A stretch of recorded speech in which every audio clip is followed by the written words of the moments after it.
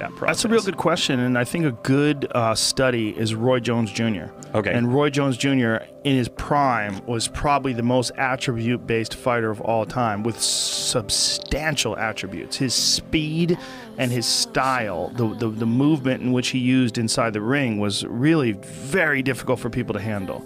But as soon as that went away, his physical attributes sort of started to deteriorate. His career declined substantially. He went from being the best in the world to 2 years later, people wanted him to retire.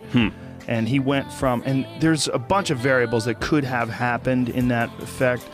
I think some manipulation of hormones.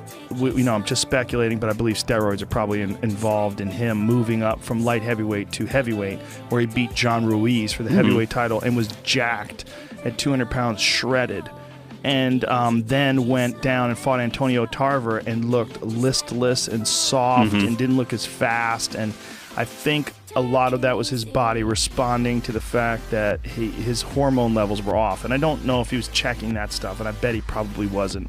I bet he just had lost too much weight and dehydrated himself too much, getting down to that 175-pound limit again. So Tarver knocked him out, and then Glenn Johnson knocked him out after the Tarver fight, and it was bad. Right. I think that when Roy was in his prime, though, he did some things that were so hard to handle, so unconventional because of his ridiculous speed. Like, very rarely did he throw the jab.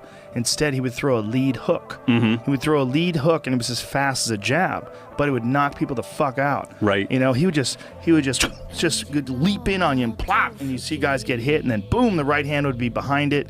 He was so fucking fast. So when he was young, he beat Bernard Hopkins, and he beat him pretty handily. When he was older, Bernard Hopkins beat him, and beat him pretty handily. And Bernard Hopkins was always older than him.